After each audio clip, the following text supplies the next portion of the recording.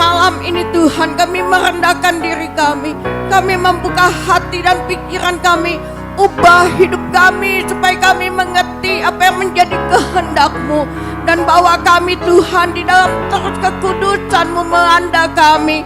Kami siap masuk untuk duduk semeja dan seperjamuan dengan Engkau ya Tuhan. Karena kami percaya hanya di dalam hadirat-Mu kami mengalami mujizat. Di dalam hadirat-Mu kami mengalami penyegaran. Dengan kehadiran-Mu kami pulihkan. Terima kasih Tuhan Yesus. Biar hikmat-Mu turun bagi kami. Dan kami mampu untuk mengerti kebenaran-Mu. Di dalam nama Tuhan Yesus Kristus kita yang sepakat. Mari kita katakan bersama. Amin.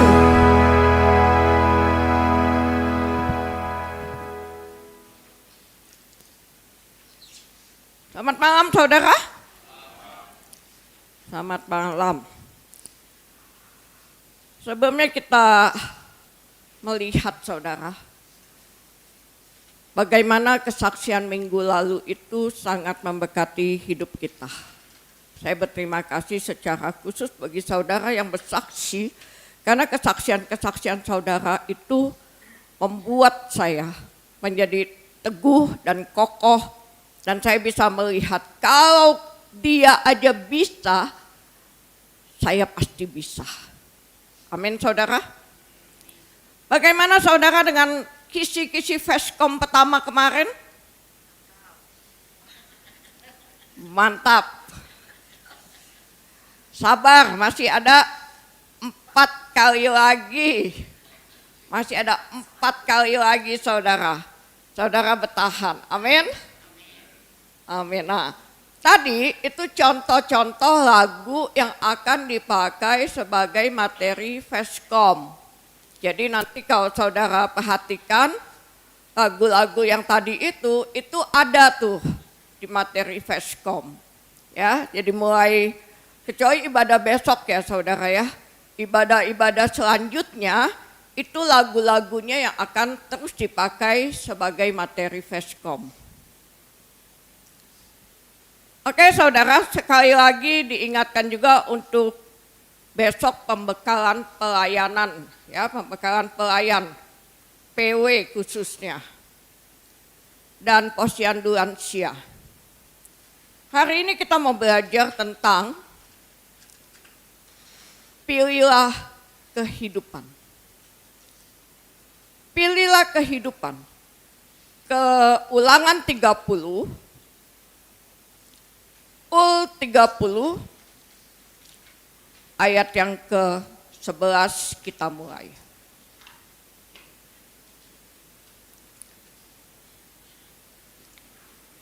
Ul 30:11. Demikian firman Tuhan. Sebab perintah ini yang kusampaikan kepadamu pada hari ini tidaklah terlalu sukar bagimu dan tidak pula terlalu jauh.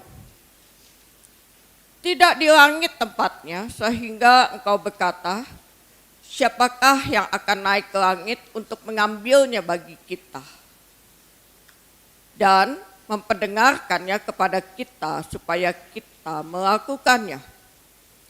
Juga tidak di seberang laut tempatnya sehingga engkau berkata, siapakah yang akan menyeberang ke seberang laut untuk mengambilnya bagi kita dan memperdengarkannya kepada kita supaya kita melakukannya.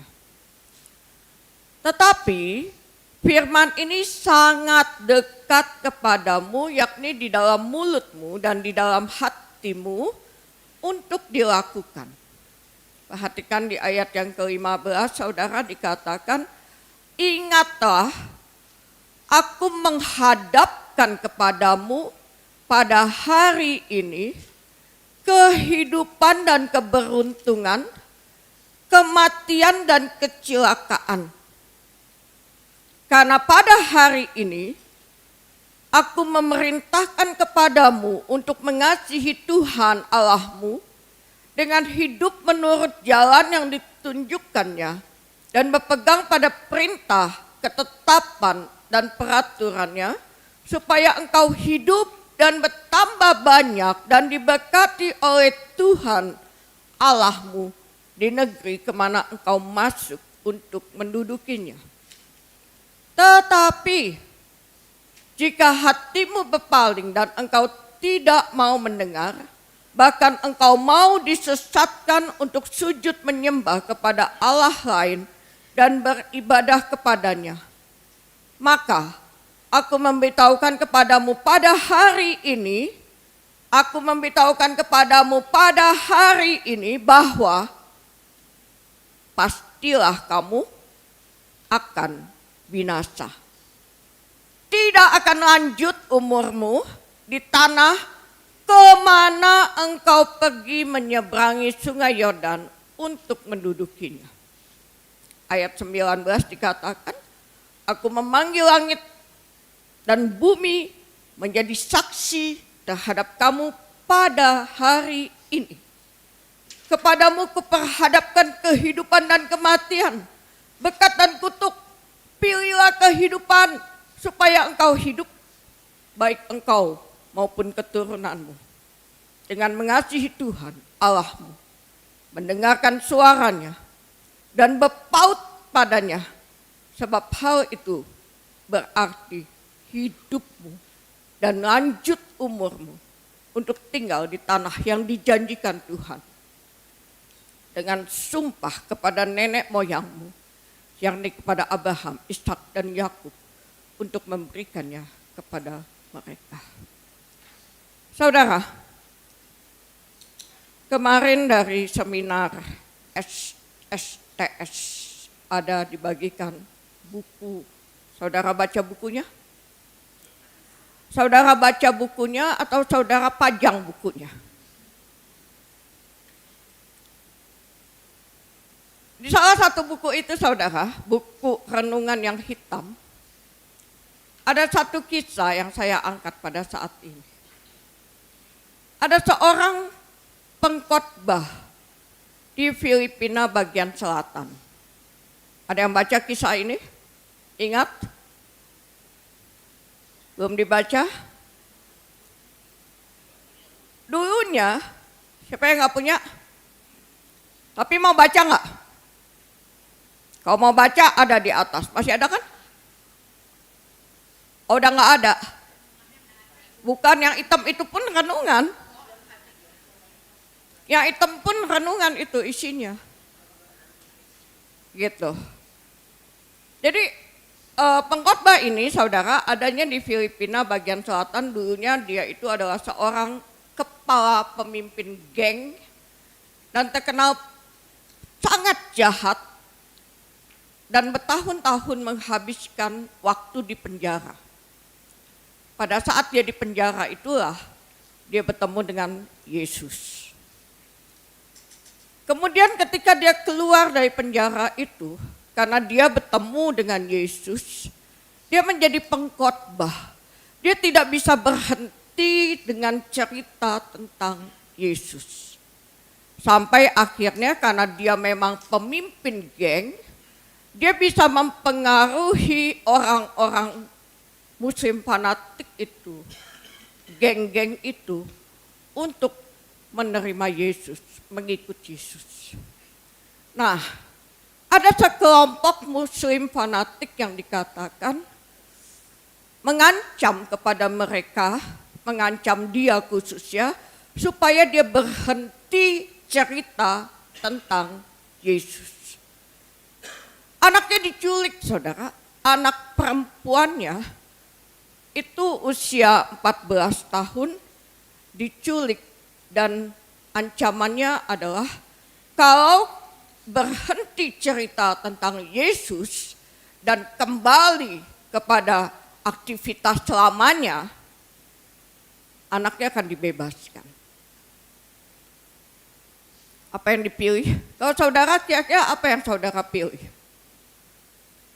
Anak perempuan 14 tahun diculik. Apa yang saudara pilih? Kita cenderung untuk memilih anak, betul? Kemudian kita, itu kan anak. Tinggalin Yesus ya. Tapi dia dan istrinya, dia berkomitmen kepada Tuhan. Dia tidak pernah berhenti cerita tentang Yesus. 3 tahun lamanya dia tidak mendengar kabar tentang anaknya itu. Tapi dia tidak pernah berhenti cerita tentang Yesus. Saudara, mungkin dipikirnya dan dia berkata, apapun yang terjadi, hal-hal mengerikan apapun yang dialami oleh anaknya, tapi dia tahu anak itu ada di dalam Tuhan. Dia tidak pernah berhenti berdoa untuk anak itu. Sekalipun dia tidak pernah mendengar kabar tentang anak itu. Singkat cerita saudara, 3 tahun kemudian, berarti 6 tahun setelah anak itu menghilang, dia tiba-tiba menerima surat. Dan di surat itu, anaknya bercerita bahwa dia dulu memang telah dijual ke dunia pelacuran di negara seberang, di Malaysia. Tetapi Tuhan membuka celah sehingga anak itu bisa kabur dan ada satu keluarga Malaysia yang bisa menolong menyembunyikan anak itu. Sampai sekarang surat ini ditulis karena anak itu mengundang pengkhotbah ini beserta istrinya, orang tuanya untuk datang ke Malaysia karena dia mau menikah. Saudara, ini bukan perkara yang mudah kalau kita menjadi pengkhotbah itu. Betul? Bagaimana kita bisa memilih iman kita, bagaimana kita tetap memilih Yesus dibandingkan kita tahu anak kita dalam bahaya. Tetapi pada malam ini, sebagaimana firman Tuhan, ada 2 perkara yang ada di hadapan saudara.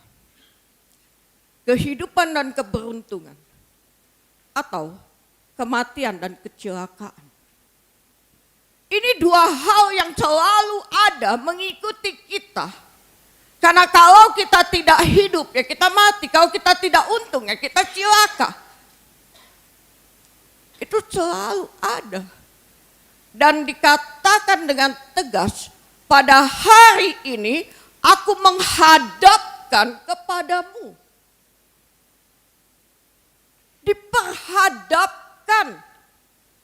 Artinya saudara suka nggak suka, mau nggak mau, siap nggak siap. Ini menjadi satu tuntutan saudara harus memilih yang mana. Nggak bisa di tengah. Yang mana yang kau mau pilih? Dikatakan saudara, kalau engkau memilih kehidupan dan keberuntungan, di sini dituntut mengasihi Tuhan Allah. Lawannya adalah berpaling. Jadi engkau mau serius kepada Tuhan, mengasihi Dia, atau engkau berpaling dari Dia. Kalau engkau berpaling dari Dia, jelas engkau tidak mau mendengar suaranya. Bagaimana kita berpaling kemudian kita mau dengar suaranya? Betul? Dan kalau kita mengasihi Tuhan, kita pasti hidup menurut jalan yang ditunjukkan. Dan kita pasti pegang perintahnya, ketetapannya, peraturan. Ini menjadi satu paket dengan satu sisi. Kalau kita berpaling dari Tuhan, otomatis kita akan disesatkan kepada Allah lain. Kita punya ilah yang lain. Nah, Dikatakan dengan tegas saudara, kalau pada hari ini kuperhadapkan kepadamu, apa yang menjadi hasilnya adalah kalau engkau berpaling dari Allah, engkau pasti akan binasa. Tidak akan lanjut umurnya. Maka kalau hidupmu itu kok kayaknya susah,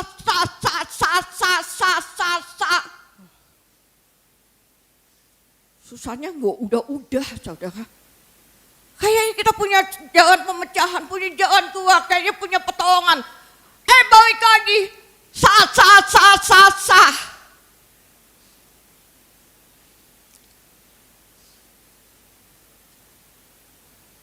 Saya berani berkata ini saudara. Karena saya melihat apa yang dikatakan oleh Daud. Itu benar. Orang benar tidak akan pernah lepas dari Tuhan. Dan keturunannya itu pasti akan semakin hari, semakin naik, semakin berjalan di dalam terang. Amin.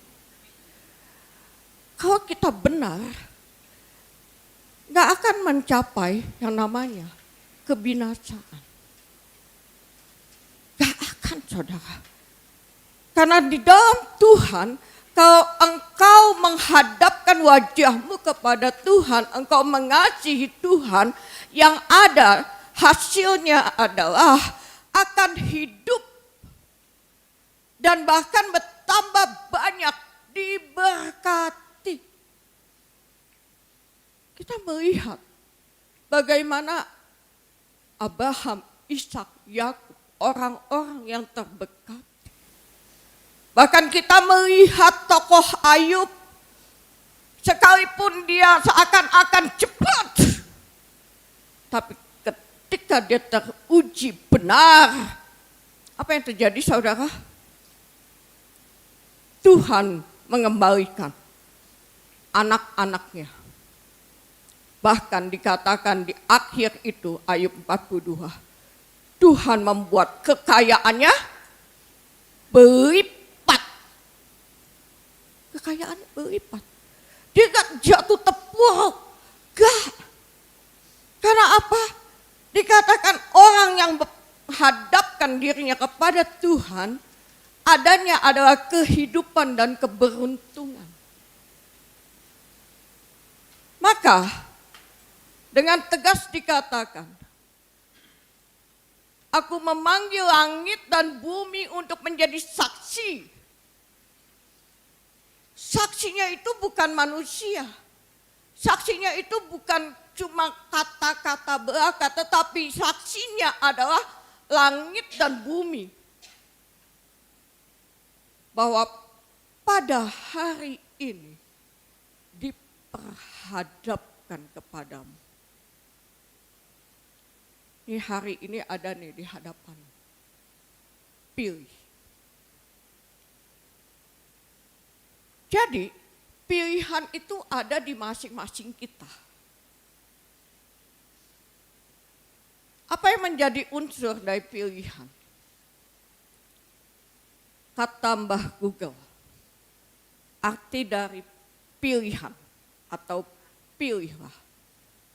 Saya ringkas menjadi satu, tindakan untuk mengambil sesuatu. Perlu bertindak. Perlu sebuah kegiatan aktif. Memutuskan dan menginginkan sesuatu. Gak lama lagi kita masuk dalam pemilihan pilkada. Betul? Mulai dari sekarang kita udah tahu nih, udah ngincer nih, udah cari-cari nih. Siapa sih calon yang akan kita pilih? Ketika harinya kita harus masuk ke TPS dong. Gak mungkin kita milih si A, milih si B, si C. Aku pilih dia loh. Ya ayo dong kita ke TPS. Embung lagi mager. Nah, itu bukannya milih saudara.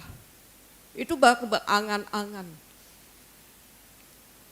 Tapi yang namanya memilih itu membutuhkan tindakan. Dan yang namanya memilih itu subjeknya satu secara personal, pribadi.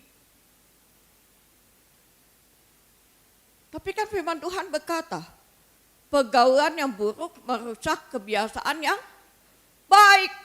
Berarti apakah mungkin pilihan kita itu menjadi buruk karena lingkungan kita buruk?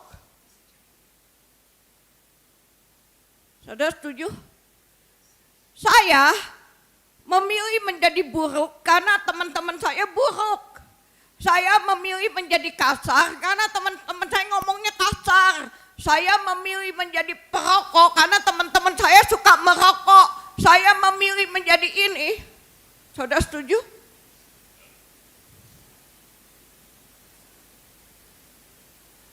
Tidak. Karena komunitas bukan penentunya. Kita bisa melihat, kemarin kita sudah belajar. Lot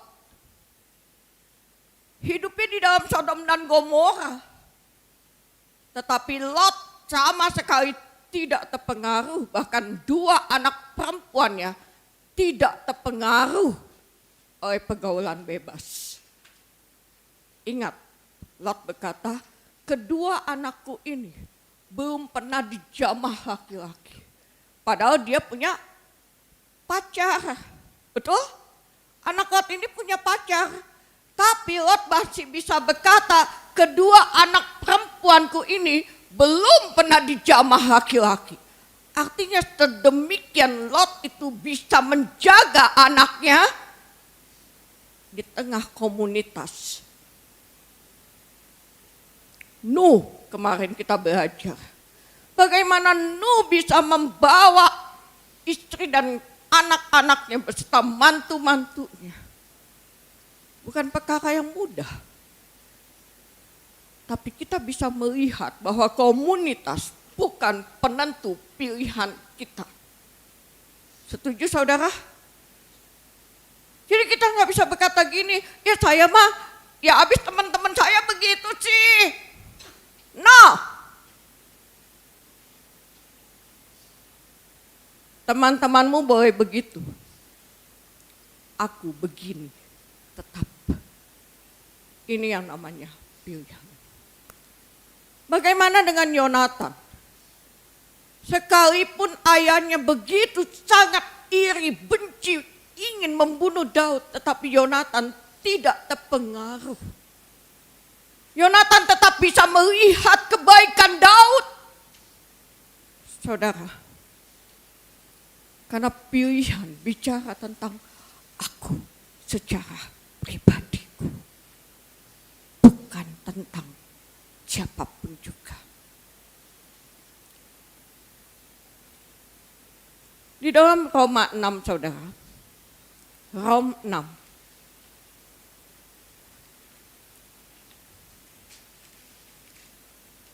Roma 6 ayat yang ke-18 dikatakan.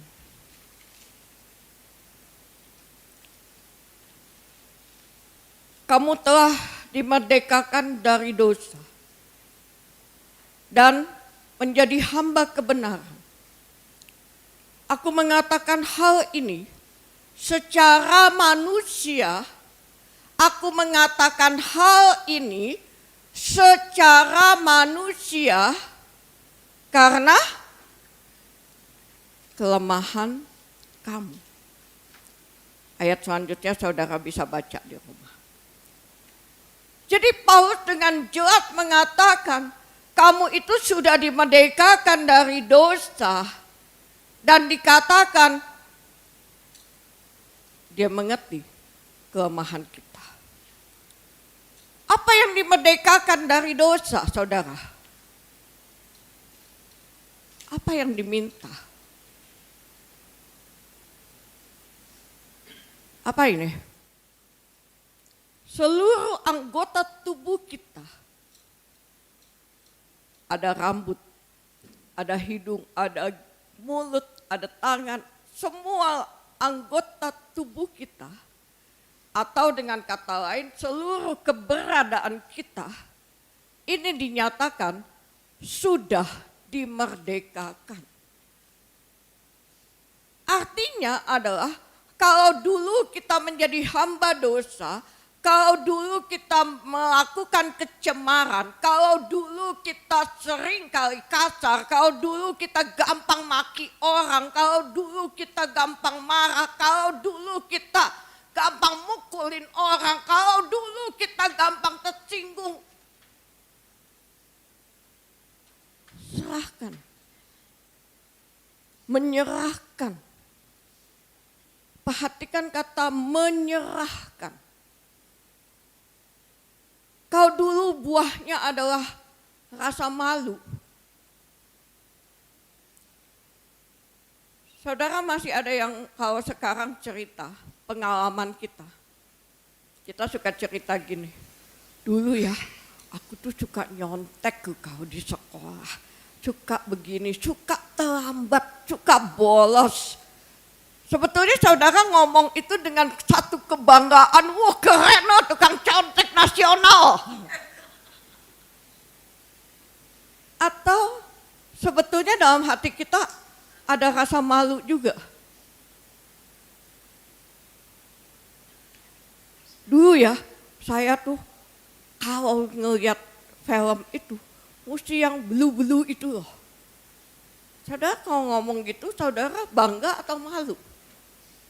Ini yang dimaksud dengan buahnya itu mestinya rasa malu. Udah gak ada bangganya saudara. Nah ini yang diminta oleh Roma, oleh Paulus. Dan Paulus berkata bahwa dia mengatakan hal ini secara manusia karena kelemahan kita. Apa maksudnya? Secara manusia karena kelemahan kita. Paulus mengerti dengan sungguh bagaimana sulitnya untuk kita menyerahkan. Dari anggota-anggota tubuh kita ini terbiasa untuk berbuat dosa, sekarang kita mesti menyerahkan anggota-anggota tubuh kita ini untuk berbuat sesuatu yang kudus. Ini sulit. Sulit saudara. Bagaimana kita seharusnya kita ngomel-ngomel, kita mengeluh, kita tersinggung, kita terus kita sekarang ya udah deh terima aja, bersyukur. Bersyukur. Kembali ke cerita pengkhotbah tadi saudara. Kalau dulu dia anggota geng, pemimpin geng kejahatan. Kemudian anaknya diculik. Kira-kira kalau dia tidak menyerahkan anggota tubuhnya kepada Kristus, apa yang dilakukan? Dia bisa kejar, dia bisa balas, dia bisa melakukan banyak hal. Karena memang itu dunianya dia dulu, dunia hitamnya dia dulu. Tapi bagaimana dia di dalam segala keadaannya, dia mau duduk diam dengan istrinya, berdoa untuk itu anak. Dia berdoa selama 3 tahun tanpa ada kabar. Bukan perkara yang mudah. Bagaimana kita dalam keadaan kita saat ini duduk diam dan bersyukur. Kemarin saya berkata kepada seseorang, kalau kita mendapatkan pengujian yang bertubi-tubi, pilihlah. Pilih apa yang mau dipilih. Mau tetap pegang Tuhan, bersyukur, imani bahwa pasti ada perkara besar nih sehingga saya mengalami perkara ini. Atau kita mau larut di dalam, aduh sakit lagi, udah gak punya duit, sakit lagi, udah susah, sakit lagi. Mau yang mana saudara? Kira-kira apa yang engkau pilih? mau duduk diam, tenang, dan melihat cara Tuhan. Tadi kan nyanyinya hebat. Tuhanku terlebih besar. Betul? Tuhan itu lebih besar daripada masalahku. Sepertinya Saudara pernah lihat ini? Kalau apa yang tinju-tinjuan tapi bohong-bohongan itu, apa tuh namanya? Apa tuh yang dulu dilarang? Hah? Wrestling apa ya itu ya? Yang begitu ditinju, didudukin, diinjak, diapain. Tapi kan ditulis, jangan dilakukan di rumah gitu kan. Orangnya nggak mati-mati, bangun lagi, dan katanya itu ada tekniknya, gitu ya. Nah saudara, itu sama kita. Kita sepertinya mengalami masalah lagi, diinjak lagi, aduh kayaknya susah lagi, udah dihantam lagi.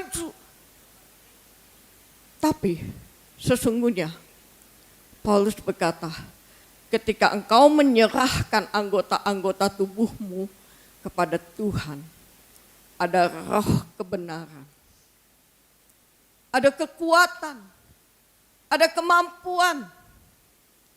Kita pasti bisa. Kita pasti bisa, hanya kuncinya bagaimana kita menyerahkan segala sesuatu ini kepada Tuhan. Nah, saya mengajak saudara melihat satu cerita dari Galatia 4.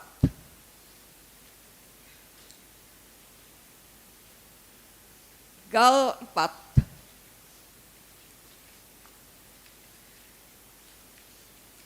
Kita ambil cerita dari ayat yang ke-12.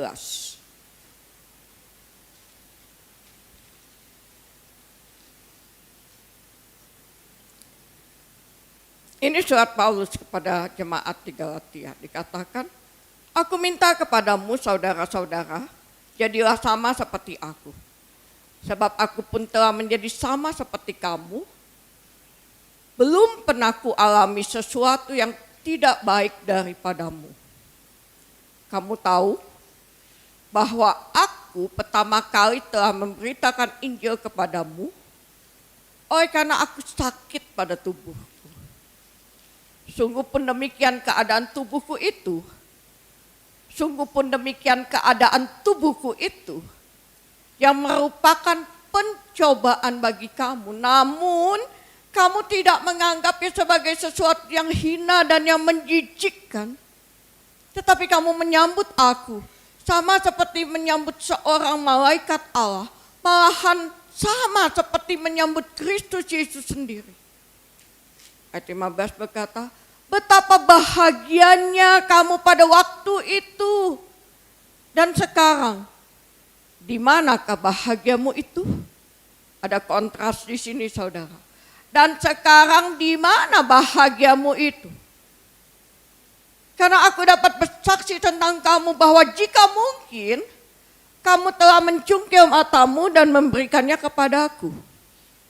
Ayat 16, apakah dengan mengatakan kebenaran kepadamu aku telah menjadi musuhmu? Nah saudara, singkat cerita saudara, kita melihat apa yang terjadi dengan jemaat di Galatia. Ada perubahan situasi di dalam jemaat itu. Di mana ketika pertama kali Paulus melayani jemaat itu dikatakan oleh Paulus sekalipun tubuhnya sakit. Dan kita nggak jelas sakitnya ini seperti apa. Tetapi Paulus menggambarkan keadaan tubuhnya sendiri sebagai sesuatu yang hina dan menjijikkan, kata Paulus. Jadi kita bisa membayangkan seperti apa sih keadaan Paulus. Karena Paulus pada saat itu sudah dipenjara, sudah didera, sudah dicambukin, sudah mengalami berbagai aniaya. Mungkin tubuhnya udah nggak seperti orang yang biasa. Sehingga menurut penilaian dia sendiri, tubuhnya itu hina, menjijikkan. Tetapi jemaat Galatia ini menyambut dia dengan sedemikian bahagianya, seakan-akan dia itu sama seperti menyambut Kristus. Bahkan dikatakan jemaat itu sepertinya kalau bisa mencungkil mata, mereka mau nyungkil mata mereka untuk Paulus. Sedemikian senangnya jemaat sama Paulus. Nah, tiba-tiba di sini ada situasi yang berubah karena ada guru-guru palsu yang masuk. Dan guru-guru palsu ini berusaha untuk menarik jemaat ini. Sehingga singkat cerita dikatakan Paulus berkata kepada mereka, aku tuh telah habis akal menghadapi kamu. Saudara, satu perubahan kontras di dalam jemaat Galatia, di mana jemaat yang tadinya begitu merespon dengan baik kedatangan Paulus, melayani Paulus dengan sangat amat luar biasa. Tetapi sekarang mereka lebih memilih kepada ajaran-ajaran yang lain. Nah, apa penyebabnya? Apa yang terjadi sebetulnya di Galatia ini? Kenapa? Kenapa bisa jemaat ini tiba-tiba berubah kontras, berlawanan?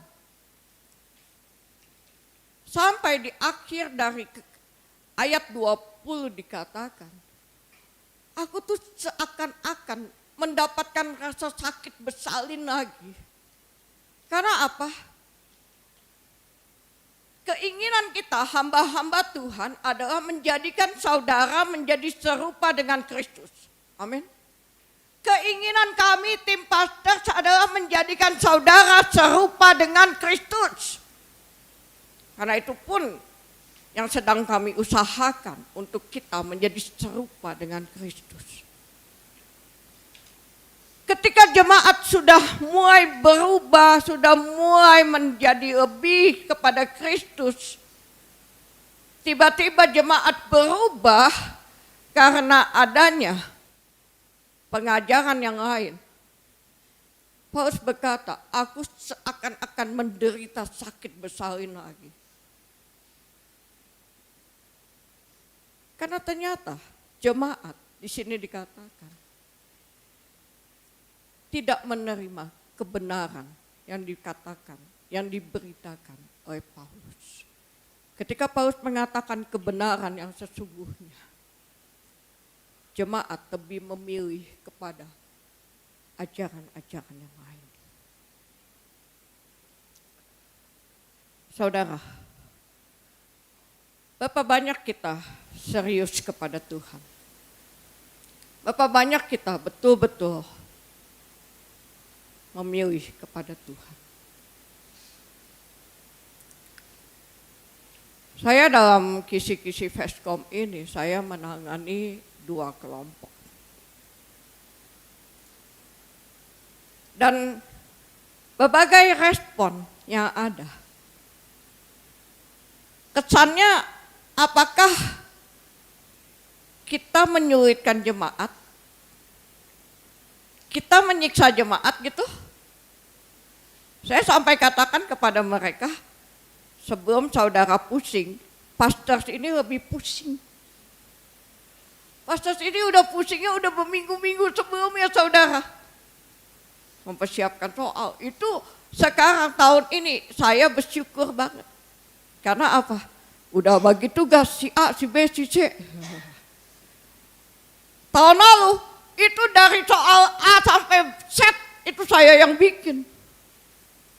Sekarang tahun ini saya nganggur. Karena udah pada ditanganin saudara. Tapi mereka juga berjuang. Kita sama-sama berjuang. Artinya saudara, mari kita berjalan bersama. Bukan dengan cara mau enaknya, tetapi kita berjalan bersama. Karena semua ini adalah pilihan. Pilihan. Kita lihat saudara. Pilih kehidupan. Siapa nih? Salomo. Salomo ini menunjukkan kasih awalnya kepada Tuhan. Dia betul-betul hidup menurut cara ayahnya hidup seperti Daud mengajarkan dia. Bahkan dia membuat baik alat sebagaimana Daud sudah mempersiapkan dia. Tetapi perhatikan bahwa setelah berjalannya waktu, berkuasanya dia semakin lama semakin menjadi besar, semakin lama semakin tenar, istrinya semakin banyak, gundiknya semakin banyak. Apa yang terjadi? Akhir hidupnya, dia dikatakan mengikuti Asyitoret dan Milkom, dewa-dewa asing. Awalnya dimulai dengan roh, akhirnya masuk dalam daging. Berarti saudara, kalau kita melihat perkara ini, pilihan itu bukan cuma pertama, betul? Saudara nggak bisa berkata begini, yang penting saya udah Kristen, saya terima Yesus, saya udah begini, saya begini, saya begini. Oh, saya berbahasa roh, saya dibaptis terus kemudian begini. Sepanjang hidupmu apa yang engkau pilih? Sampai akhirnya apa yang engkau dapatkan? Karena pilihan ini selalu. Ayat ini kalau saudara baca sekarang, dia bilang gini, pada hari ini kuperhadapkan. Saudara bacanya besok, ngomongnya apa? Hah? Ayatnya nggak berubah. Ayatnya besok juga bilangnya gitu, pada hari ini kuperhadapkan. Ayatnya nggak bisa bilang gini, kemarin kuperhadapkan loh kepadamu. Enggak! Saudara baca minggu depan, ayat ini bilangnya apa? Pada hari ini kuperhadapkan kepadamu langit dan bumi menjadi saksinya. Artinya saudara, perjalanan hidupmu engkau harus pilih. Dan kita melihat satu lagi. Raja Hizkia. Saudara tahu Raja Hizkia? Seorang raja yang dikatakan engkau udah deh pamitan ya sama keluargamu deh, ya, say hello sama keluargamu, karena udah mau dipanggil Tuhan. Kemudian dia minta, akhirnya ditambah. Ketika dia ditambah usianya, dinyatakan dia tidak berterima kasih. Dia menjadi angkuh. Bahkan karena dia seorang raja, keangkuhannya ini turun kepada bangsanya. Siap untuk ditimpa murka. Tetapi saudara, pada hari ini diperhadapkan kepada Raja Hizkia. Apa yang dia pilih? Dia sadar, dia merendahkan diri, dan Tuhan tidak menemukan mereka. So, saudara siap memilih, amin? Tapi banyak orang berkata begini, tapi kan apa? Tapi kan katanya banyak keputusan di hati manusia, penentunya Tuhan. Jadi kalau aku hidup seperti ini, ya pengennya sih jadi baik, Tapi Tuhan menentukan aku begitu. Saudara setuju gak? Pengennya sih jadi baik loh, pengennya mah ibadah, pengennya ke gereja, pengennya komsel, pengennya. Udah merancang. Tapi, dikatakan, aku tahu ya Tuhan bahwa manusia tidak berkuasa untuk menentukan jalannya. Dan dikatakan orang itu tidak berkuasa, orang yang berjalan tidak berkuasa untuk menetapkan langkahnya. Ini kata Yeremia. Terus kita cuplik nih ayatnya, kita nggak tahu nih Yeremia lagi cerita tentang apa, nggak ngerti. Pokoknya ayatnya kita ambil aja. Tuh kan, apa yang kita alami? Percuma deh, akhirnya ngalir aja. Kisera,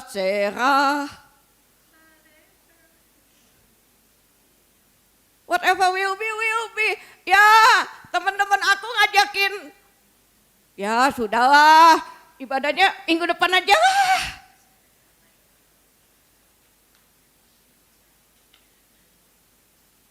Ada komsel, tapi kisera, rancangannya sih udah ngerancang komsel. Tapi kan Tuhan yang memutuskan, Tuhan yang menentukan. Kan aku di sono juga akan jadi berkat. Wow. Apalagi kalau kita pilih pasangan hidup, tapi saudara ada yang milih pasangan hidup lagi kan? Gimana caranya kita milih pasangan hidup terus mengalir aja deh, toh nanti dia akan kenal Yesus juga. Ngegubrak saudara. No, gak, jangan. Terus kita bilang gini, kalau udah sampai begitu tuh keadaannya tuh,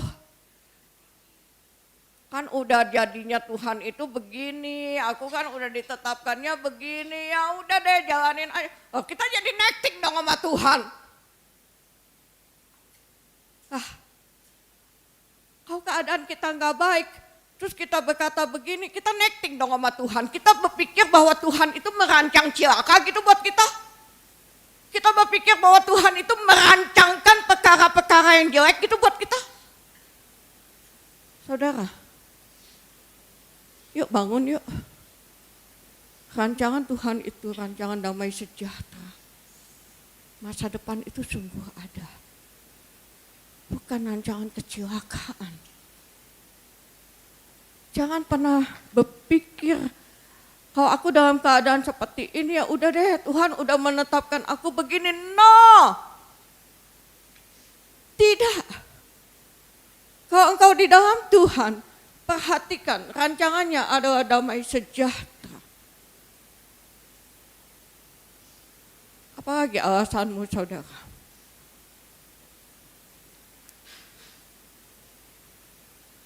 Memilih itu sangat penting. Kenapa? Kenapa Tuhan tidak menentukan hidup kita seperti robot? Siapa baca pembuka hari tadi pagi? Saya katakan, Tuhan tidak membuat kita menjadi robot. Tuhan bukan membuat kita menjadi boneka. Bukan. Memilih itu sangat penting karena dengan memilih kita menyatakan, kita mendeklarasikan di mana fokus kita, di mana hati kita berada. Maka Allah menghargai setiap pilihan kita. Allah menghargai pilihan kita. Karena dengan kita memilih, kita akan dilihat, kita akan tahu hati kita ada di mana. Setuju saudara? Kalau engkau meninggalkan ibadah dan engkau memilih kegiatan yang lain, artinya hatimu di mana? Di kegiatan ini. Terus kita berdalih gini, kan ada online, kan bisa kapanpun didengar lagi. Saya sendiri berkata, saya sendiri nggak bisa ibadah online. Saya sendiri loh, nggak tahu saudara. Saya emang nggak bisa loh ibadah online. Dulu aja waktu ibadah bersama dengan anak-anak saya online, masa online. Mari jemaat kita bangkit berdiri. Asa berdiri berdua nih sama Mika nih waktu itu ibadah di rumah. Mik asa lucu ya kita tepuk tangan berdua. Udah Mik kita duduk aja Mik. Gimana saudara mau ibadah sendiri di rumah sekarang online? Halo? Saudara di sini di hadapan kita aja.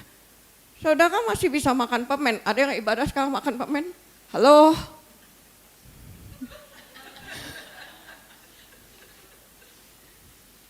Dulu saya kata dosen saya gini, kalau ibadah, memang Tuhannya nggak kelihatan, tapi Tuhan ada nggak di depan kita? Ada. Anggap aja saudara di depan Bapak Jokowi, terus Bapak Jokowi lagi ngomong, lama ngomongnya, terus saudara makan permen? Halo. Tapi kalau saya online saudara, aduh khotbah teh lama teuing atuh. Pasti otaknya langsung nyari apa ya? Nyari cemilan asem-asem kek, minum kek, apa kek? Betul apa betul? Itu saya loh. Saya. Makanya saya bilang saya mah nggak bisa ibadah online.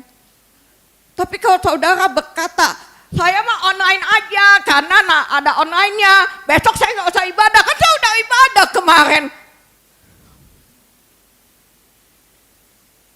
Di mana fokusmu? Di mana hatimu? Memilih itu sangat penting karena mengekspresikan minat keinginan kita. Bagaimana kita bisa menyatakan keinginan kita? Kayak tadi, saya udah memilih nih calonnya si A. Tapi saya nggak mau datang, saya nggak mau ikut pemilihan. Gimana kita bisa mengekspresikan keinginan minat kita saudara? Omdo dong. Engkau bisa berkata, aku mengasihi engkau Yesus. Cuma ekspresinya nggak ada. Mari kita belajar saudara, bahwa memilih artinya menyatakan hormat kita, percaya kita kepada apa yang kita pilih. Saya memilih calon saya si A. Karena saya menghormati dia dan saya percaya kepada dia. Betul? Kan gak mungkin dong kecuali saudara yang nikahnya dengan dijodohin. Ada yang saudara nikahnya dijodohin? Gak ada. Berarti ketika saudara memilih untuk memilih dia nih, memutuskan dia nih. Saudara menghormati dia, saudara percaya betul? Ketika kita memilih Tuhan, Tuhan menghargai. Tuhan menghargai saudara. Dan memilih sangat penting. Karena itu membuat kita mempunyai komitmen dan kita punya integritas. Kalau saudara memilih datang ibadah, tapi saudara di HP saudara, nih HP saya selalu bunyi Shopee, nyawa di bubble sudah kembali. Gatal pengen main saudara.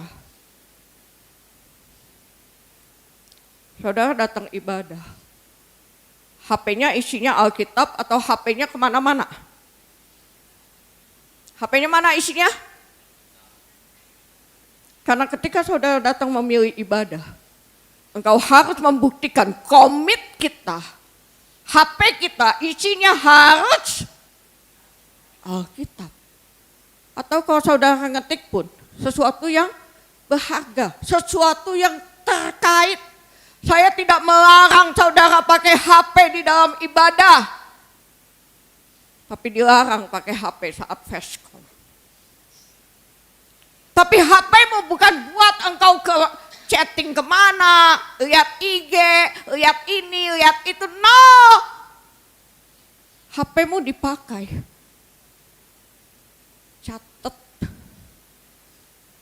Saya selalu pakai HP saya. Karena apa? Dengan ini saya komunikasi ke belakang. Kalau nggak kan saya ribut, Ci, suaranya begini, Ci, ini begini. Saya selalu pakai ini. Jadi kalau saudara ngelihat saya ibadah, tuh bukan aja ibadah pakai HP. Saya tahu saudara, saya punya komit dan punya integritas. Kita tidak usah saling menghakimi. Tapi saya mengerti komit saya, integritas saya. Itu pentingnya kita memilih dalam pandangan Tuhan. Dan saudara, Tuhan meminta kita memilih. Kenapa? Karena Tuhan itu menghargai kita. Tuhan itu percaya kepada kita. Tuhan menghargai engkau. Dan Tuhan percaya kepadamu. Coba seandainya saudara, kalau kita nih ya datang ke orang tua, Pak, aku mau kawin sama dia. Terus orang tua kita bilang gini, gak jadi, putus. Datang lagi yang lain, Pak, aku mau kawinnya sama yang ini aja. Terus papanya ngomong lagi, gak jadi, putus saja. Kira-kira saudara kalau jadi anak kayak digituin, kawin atau enggak kawin? Hah? Tetap kawin, tetap cari pasangan, terus bawa lagi, atau udah apa nggak usah kawin lah? Yang mana saudara? Kawin lagi capek. Kawin lari aja capek, gimana lari? Tuhan itu menghargai dan dia percaya.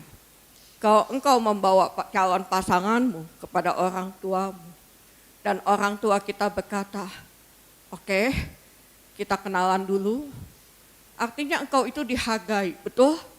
Artinya engkau itu dipercaya oleh orang tuamu untuk engkau tahu mana yang lebih baik. Betul? Itu yang Tuhan mau. Jadi Tuhan bisa ngasih ngatur saudara, mesti A, mesti B, mesti C, bisa. Tetapi dia tidak melakukan itu karena dia menghargai engkau. Dia percaya kepadamu. Jangan salah gunakan saudara. Tuhan menghendaki kita memilih supaya kita ini bertanggung jawab. Menjadi dewasa. Kenapa Tuhan memberikan? Kan seakan-akan kalau kita pikir taman di Eden itu luas. Tuhan bikin luas saudara. Ada sungainya berapa? 4. Namanya apa?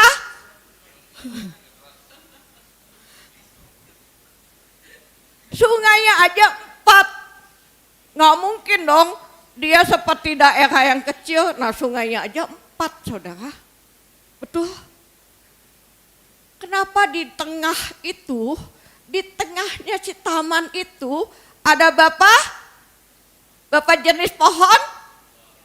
2. Kenapa ada 2? 2 itu yang satu namanya apa?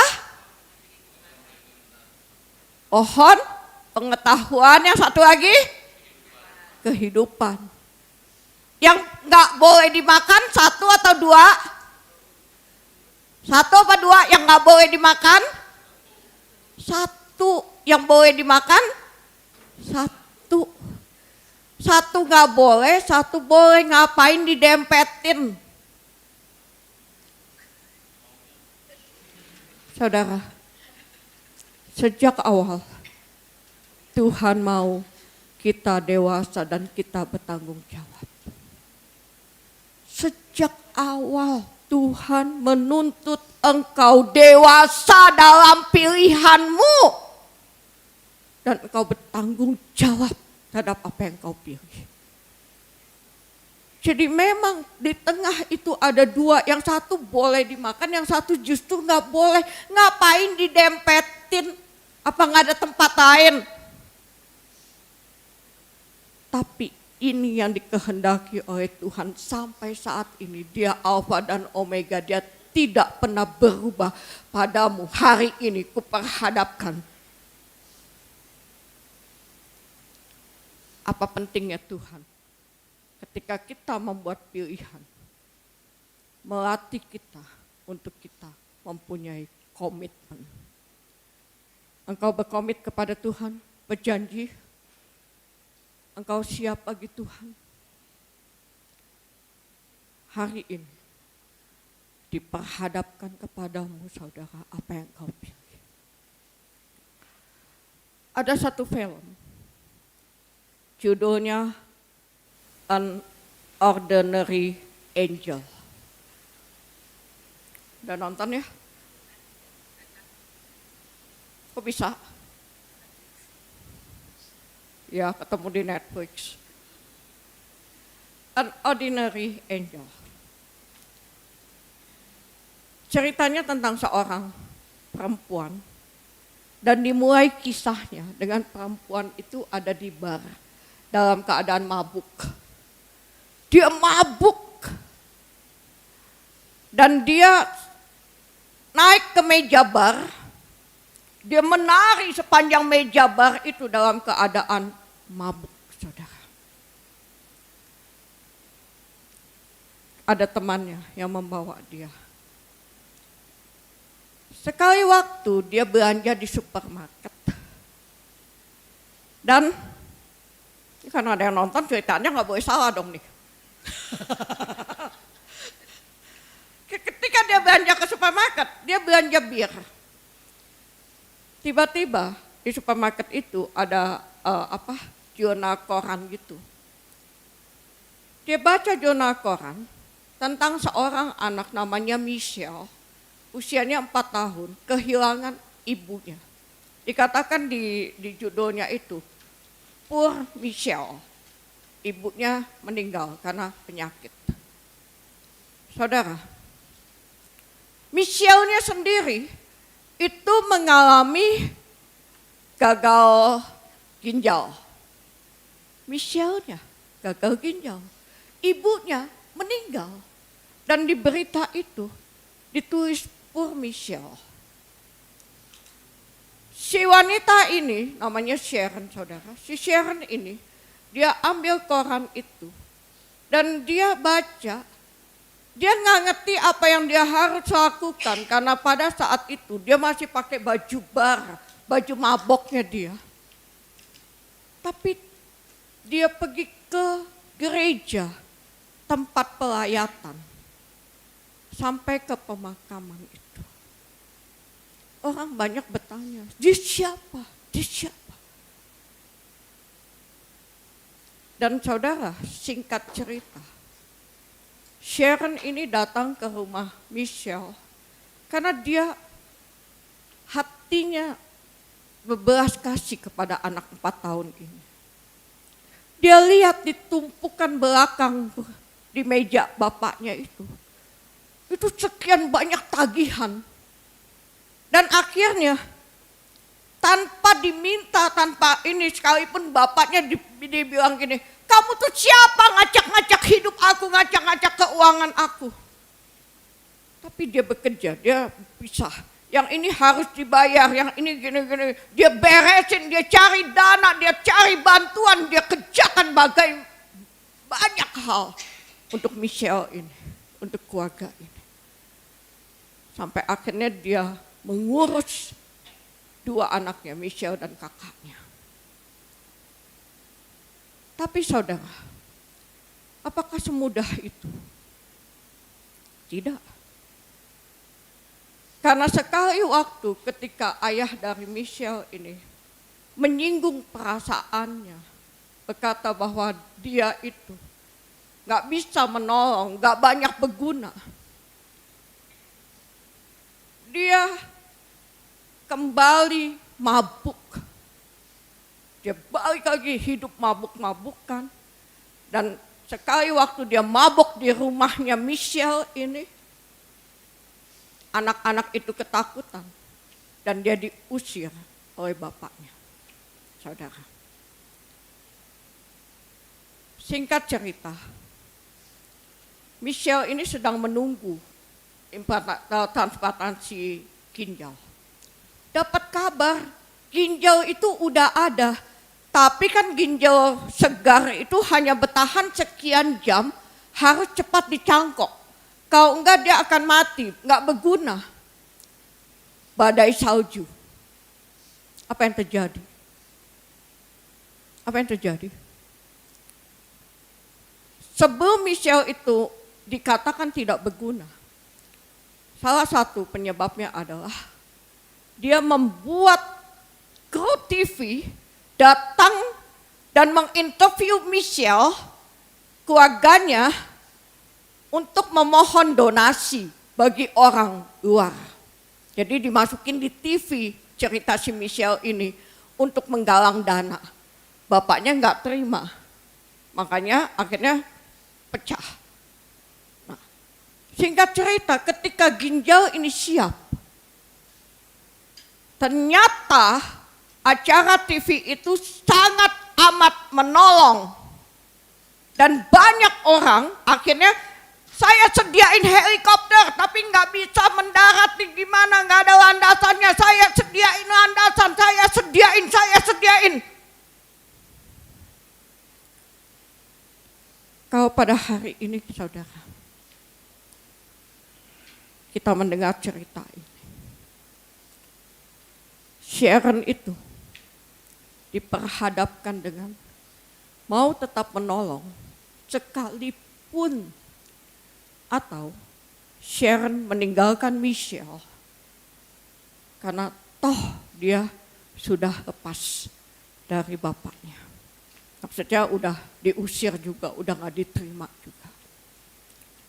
Tapi Sharon ketika diperhadapkan mau menolong atau tidak, dia pilih, dia tetap akan menjadi penolong bagi Michelle.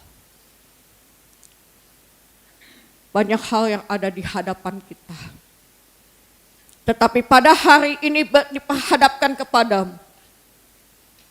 Engkau pilih yang mana? Kehidupan dan keberuntungan? Atau engkau pilih cilaka dan kutuk? Pilihan di tanganmu. Karena bukan komunitasmu yang menentukan, tetapi pribadimu menentukan. Ketika engkau memilih kehidupan, roti dan anggur ini akan menjadi peneguh bagimu. Karena Yesus tidak pernah meninggalkan engkau. Yesus tidak pernah melepaskan engkau.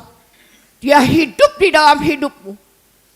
Apapun yang engkau alami, dia ada untuk menguatkan engkau. Tetapi kalau engkau memilih untuk berpaling dari Allahmu, engkau memilih lebih banyak mengeluh, lebih banyak melihat perkara-perkara yang jahat, lebih banyak melihat perkara-perkara yang jelek, engkau negatif terhadap Tuhanmu. Kemanapun engkau melangkah, kematian akan mengikuti engkau. Tidak akan ada keberhasilan. Sekalipun engkau menerima roti dan anggur ini, tetapi engkau tidak mengalami apa yang dilakukan Yesus bagimu. Mari kita tundukkan kepala.